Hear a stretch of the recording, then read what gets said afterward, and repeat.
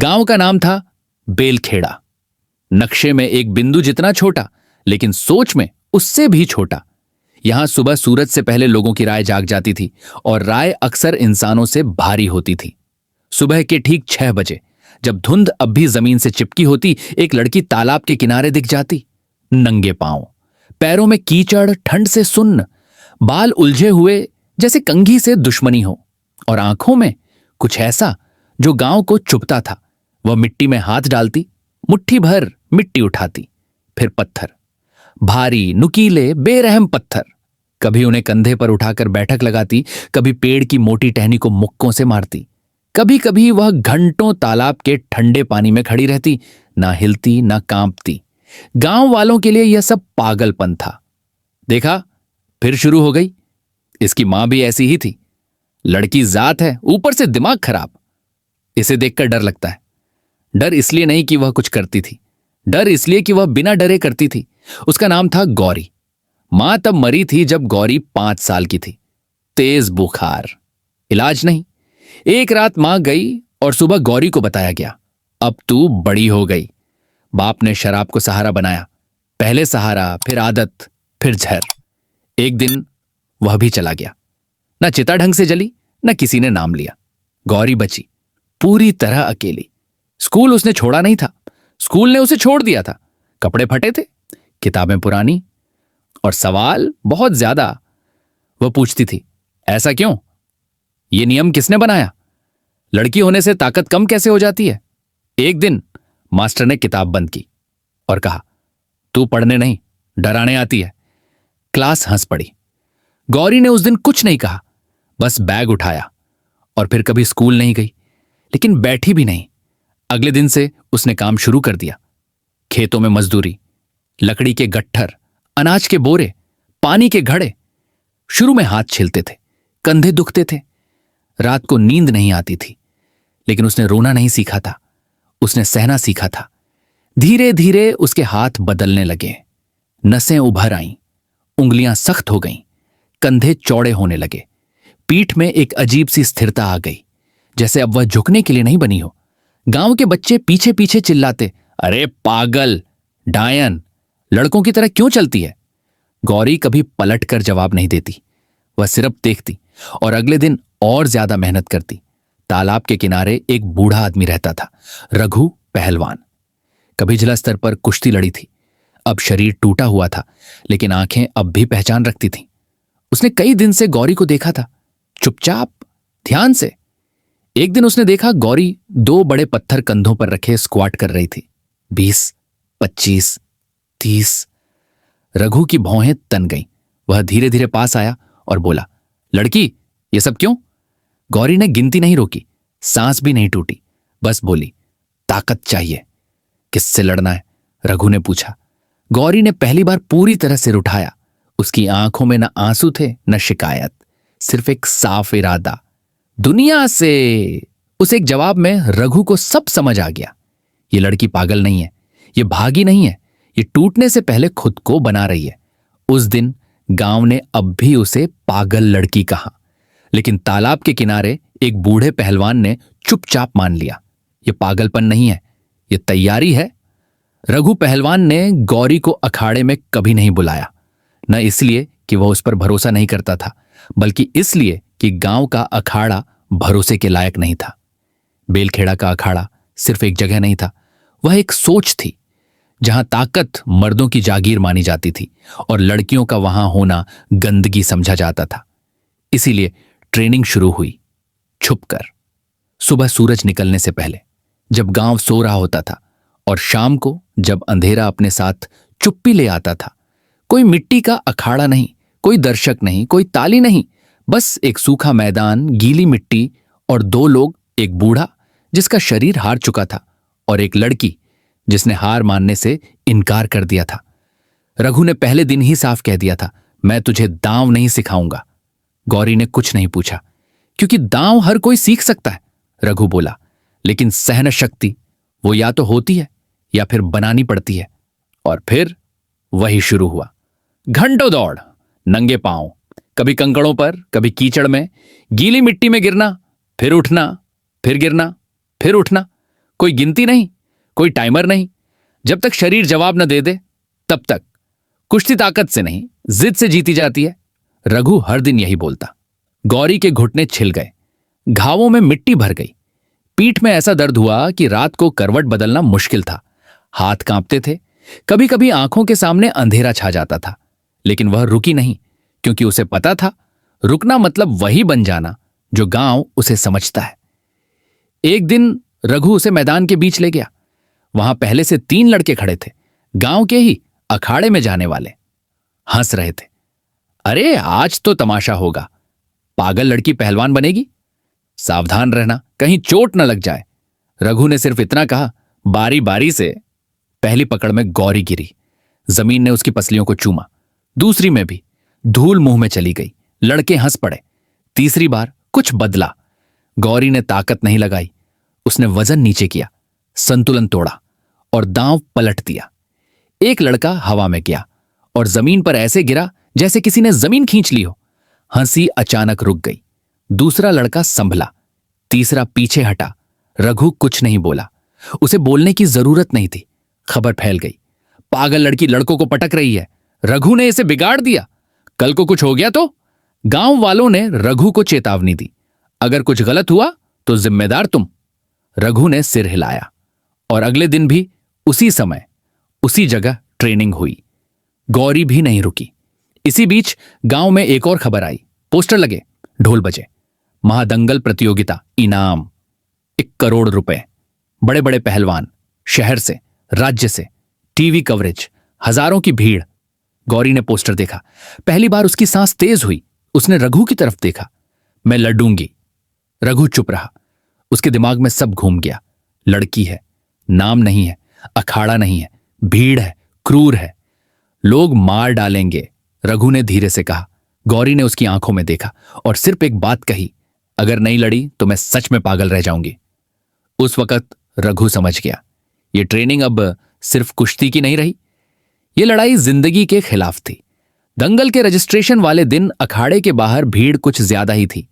Poster लग चुके थे, माइक पर नाम पुकारे जा रहे थे और हर तरफ ताकत का प्रदर्शन था। मसल से भरे शरीर, चमकते ट्रैक सूट, ब्रांडेड जूते और चेहरों पर वही पुरानी अकड़, हम ही असली हैं। उसी भीड़ के बीच गौरी पहुंची।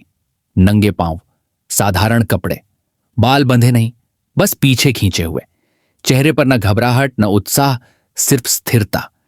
लाइन में खड़े पहलवानों की नजर उस पर पड़ी। पहले हैरानी, फिर हंसी। ये क्या मजाक है? अरे ये दंगल है या ड्रामा शो? लड़की कुश्ती लड़ेगी, वो भी हमारे साथ? गौरी चुप रही। उसने वही किया जो उसे आता था, इंतजार। जब उसका नंबर आया, वह टेबल के सामने खड़ी हुई। ऑर्गेनाइजर ने ऊपर से नीचे तक देखा, फॉर्म उठाया भी नहीं। घर जाओ, आवाज सपाट थी। यहां तमाशा नहीं होता। गौरी ने जेब से कागज निकाला, खाली फॉर्म, और उसे टेबल पर रख दिया। नाम लिखो। ऑर्गेनाइजर हंस पड़ा। नाम? गौरी। पिता का नाम? एक पल की चुप्पी। नहीं है। टेबल के पीछे बैठे आदमी ने पेन रख दिया। देखो लड़की, ये दंगल है, चोट लग सकती है, मर भी सकती हो।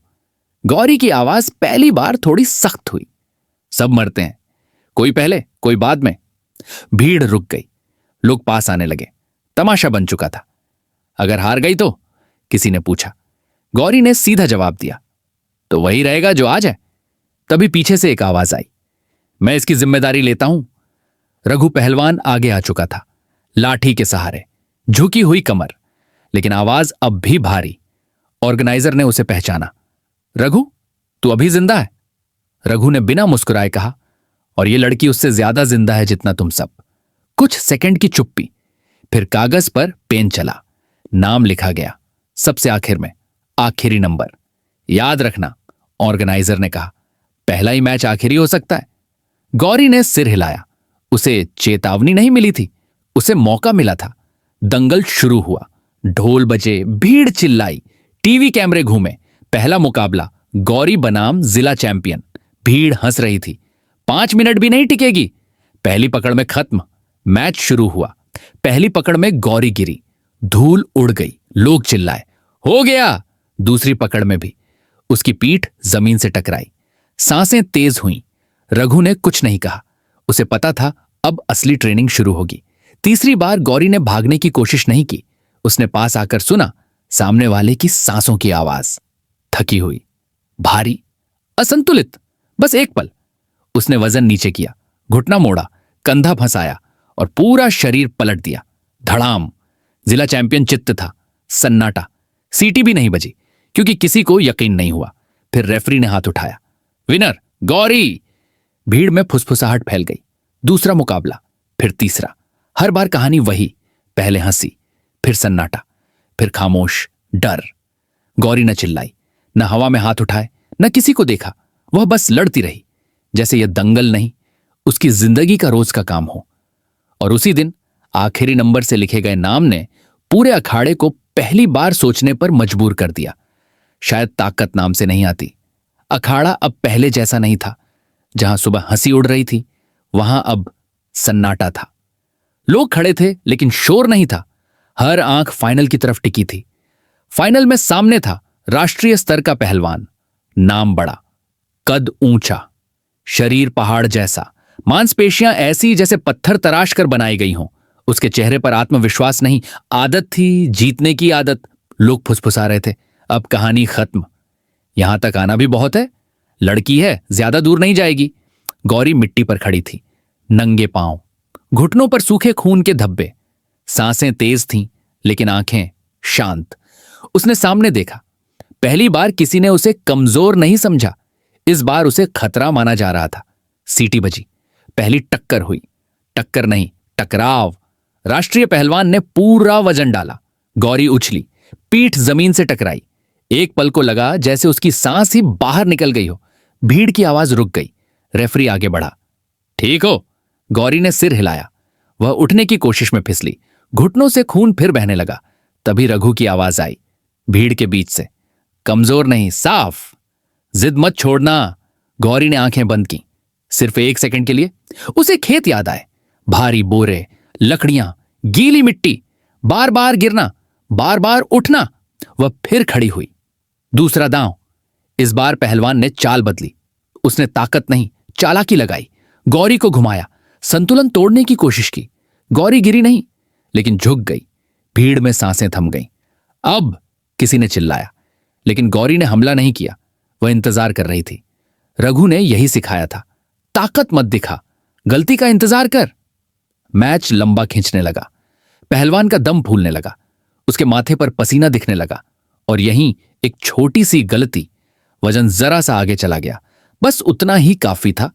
गौरी ने उस पल में अपनी पूरी जिंदगी झोंक दी। उसने नीचे झुककर घुटना जमीन में गाड़ा, कंधा अटकाया, कमर घुमाई। मिट्टी उड़ी, शोर फटा, धड़ाम। राष्ट्रीय पहलवान चित्त था। 1 सेकंड के लिए कोई आवाज नहीं आई। फिर रेफरी की सीटी। विनर गौरी। भीड़ फट पड़ी। कोई सीट पर नहीं बैठा रहा, कोई कैमरा नहीं रुका। लोग चिल्ला रहे थे, ताली बजा रहे थे, रो रहे थे। रघु पहलवान की आंखें भर आईं। उसने लाठी थाम ली, वरना शायद गिर पड़ता। गौरी मिट्टी पर बैठ गई। सांसें कांप रही थीं, हाथ मिट्टी से भरे थे। उसने आसमान की तरफ देखा और पहली बार मुस्कुराई। यह मुस्कान जीत की नहीं थी, यह उस लड़की की थी जिसे पागल कहा गया था, जिसे कमजोर कहा गया था, जिसे लड़की कहकर रोका गया था। आज वही लड़की अखाड़े के बीच खड़ी थी और अखाड़ा उसे सलाम कर रहा था। यह सिर्फ मुकाबला नहीं था, यह फैसला था। या तो वह हारती और हमेशा के लिए चुप हो जाती, या वह जीतती और दुनिया को बोलने पर मजबूर कर देती। गौरी ने दूसरा रास्ता चुना था और इतिहास यहीं से बदला था। इनाम मिला, नाम मिला, पहचान मिली, लेकिन सबसे पहले जो मिला वह था सन्नाटा। अखाड़े में शोर था, तालियां थीं, कैमरे थे, लेकिन गौरी के कानों में कुछ पल तक कुछ नहीं जा रहा था। वह मिट्टी पर खड़ी थी, वही मिट्टी जिसे गांव वाले अब तक लड़की के लिए बेकार कहते थे। अब वही मिट्टी उसके पैरों से चिपकी हुई थी, गवाही दे रही थी। स्टेज पर बुलाया गया, नाम पुकारा गया, महादंगल की विजेता गौरी। लोग खड़े हो गए। कुछ ने सीटी बजाई, कुछ ने हाथ जोड़ दिए। गौरी ने ट्रॉफी पकड़ी। वह भारी नहीं थी। वजन ट्रॉफी का नहीं था, वजन उस सफर का था जो उसने तय किया था। 1 करोड़ रुपए का चेक उसके हाथ में रखा गया। फ्लैश चमके, माइक आगे बढ़े। किसी ने पूछा, आप कैसा महसूस कर रही हैं? गौरी ने बहुत देर बाद जवाब दिया। आवाज ऊंची नहीं थी, लेकिन साफ थी। हल्का? लोग हैरान हुए। इतनी बड़ी जीत के बाद हल्का? गौरी ने कहा, क्योंकि अब कुछ साबित नहीं करना है। दंगल खत्म हुआ, भीड़ लौट गई, पोस्टर उतर गए। गांव वहीं था, वहीं रास्ते, वहीं तालाब, वहीं खेत, लेकिन कुछ बदल चुका था। जिस रास्ते से गौरी गुजरी, वहां अब लोग चुप नहीं रहते थे, नजरें झुकती नहीं थीं, कोई पागल नहीं कहता था। कुछ हफ्ते पहले तक जो बच्चे उसके पीछे पत्थर फेंकते थे, आज वही बच्चे दौड़ कर आते थे। दीदी, हमें भी कुश्ती सिखाओ। दीदी, हम भी मजबूत बनेंगे। दीदी, लड़कियां भी जीत सकती हैं ना। गौरी हर सवाल का जवाब नहीं देती थी, वह बस मुस्कुराती थी। और फिर काम शुरू हुआ। गांव के बाहर पुराने खंडहर जैसे पड़े मैदान में एक नया बोर्ड लगा, गौरी अखाड़ा लड़कियों के लिए। पहले दिन सिर्फ 3 लड़कियां आईं, डरी हुई, चुप। दूसरे दिन 7, तीसरे दिन 15। कुछ के घर वालों ने मना किया, कुछ ने धमकी दी, लड़की बिगड़ जाएगी, शादी कौन करेगा, पागल बनाओगी क्या। गौरी ने किसी से बहस नहीं की, उसने वही किया जो उसे आता था। ट्रेनिंग, दौड़, कसरत, गिरना, उठना। रघु पहलवान अक्सर दूर खड़ा रहता, वह ज्यादा बोलता नहीं था, बस देखता था। एक दिन किसी ने उससे पूछा, आपको कैसा लग रहा है। रघु ने मिट्टी की तरफ देखा, फिर गौरी की तरफ। सुकून, उसने कहा, क्योंकि मैंने पागलपन नहीं देखा था उस दिन, मैंने तैयारी देखी थी। गांव की सोच धीरे धीरे बदली, तेज नहीं पर सच्ची। अब कोई लड़की तालाब के पास अकेले खड़ी दिख जाए तो लोग डरते नहीं थे, वे पूछते थे, अखाड़े जा रही है क्या। गौरी ने कभी भाषण नहीं दिया, कभी इंटरव्यू में लंबी बातें नहीं की। उसका जवाब हमेशा एक सा था, ताकत चिल्लाने से नहीं आती, ताकत रोज उठने से आती है। जिस लड़की को कभी डायन, पागल, डरावनी कहा गया था, आज वही लड़की उदाहरण बन चुकी थी। इतिहास किताबों में नहीं लिखा गया, वह मिट्टी में लिखा गया, पसीने में, खून में, जिद में। और गौरी, वह अब भी सुबह जल्दी उठती है, अब भी नंगे पांव मिट्टी पर खड़ी होती है, अब भी पत्थर उठाती है। फर्क सिर्फ इतना है, अब जब वह तालाब के किनारे खड़ी होती है तो लोग फुसफुसाते नहीं, वे देखते हैं, क्योंकि अब सब जान चुके हैं वह पागल नहीं थी, वह इतिहास बनने की तैयारी कर रही थी। अब इस कहानी को स्टोरी टेलिंग स्टाइल में सुनाते हैं, इमोशंस के साथ। कल्पना कीजिए, एक पुरानी शाम, जलती हुई लालटेन की रोशनी में कोई बुजुर्ग आपको यह किस्सा सुना रहा है, दिल की गहराइयों से निकलती हुई आवाज में, जहां हर शब्द में दर्द, हिम्मत और जीत की खुशी घुली हुई है। बच्चों सुनो, एक था छोटा सा गांव, बेलखेड़ा। नक्शे में तो बस एक बिंदु, लेकिन वहां की सोच इतनी संकरी कि इंसान की रूह दब जाती। सुबह सुबह जब सूरज अभी आंखें मल रहा होता, वहां लोगों की राय पहले जाग जाती, और वो राय, अरे वाह, इंसानों से भी भारी पड़ती। फिर आती वो लड़की, गौरी, तालाब के किनारे, नंगे पांव, कीचड़ से सने पैरों में ठंड की सिहरन, लेकिन दिल में आग, बाल उलझे जैसे जीवन की उलझनों से लड़ रही हो, और आंखों में वो चमक जो गांव वालों को चुभती, क्योंकि वो चमक डर नहीं जानती थी। वो मिट्टी खोदती, पत्थर उठाती, अपने शरीर को तोड़ती बनाती, घंटों पानी में खड़ी, बिना कांपे, बिना हिले। गांव वाले कहते पागल है, लेकिन वो डर असल में उनकी अपनी कमजोरी का था, क्योंकि गौरी तो बिना डर के जी रही थी। उसकी मां चली गई थी तेज बुखार से जब वो महज 5 की थी। बाप शराब में डूबा और फिर वो भी चला गया। गौरी अकेली रह गई, दुनिया के बोझ तले दबी, लेकिन टूटी नहीं। स्कूल ने उसे छोड़ दिया, क्योंकि उसके सवालों से डरते थे। लड़की क्यों कमजोर, वो पूछती, और क्लास हंसती। लेकिन गौरी ने रोया नहीं। वो उठी, खेतों में मजदूरी की, बोरे उठाए, घड़े ढोए। उसके हाथ सख्त हुए, कंधे चौड़े, जैसे वो खुद को मिट्टी से गढ़ रही हो। बच्चे चिल्लाते डायन, लेकिन वो बस देखती और अगले दिन और ज्यादा मेहनत करती। दर्द, हां, रातों को नींद नहीं आती, लेकिन वो सहना सीख गई थी, एक ऐसी ताकत जो आंसुओं से बड़ी होती है। फिर मिला रघु पहलवान, वो बूढ़ा योद्धा। उसने गौरी की आंखों में वो आग देखी। दुनिया से लड़ना है, गौरी ने कहा, और रघु समझ गया, ये पागलपन नहीं, तैयारी है। ट्रेनिंग शुरू हुई, छुपकर, अंधेरे में। दौड़, गिरना, उठना, बार बार, घुटने छिले, पीठ टूटी, लेकिन गौरी की जिद नहीं टूटी। कुश्ती जिद से जीती जाती है, रघु कहता, और गौरी जीती जाती। एक दिन लड़कों से मुकाबला, हंसी उड़ी, लेकिन गौरी ने पटका। गांव हिल गया। फिर आया महादंगल, 1 करोड़ का इनाम। गौरी बोली, लड्डूंगी।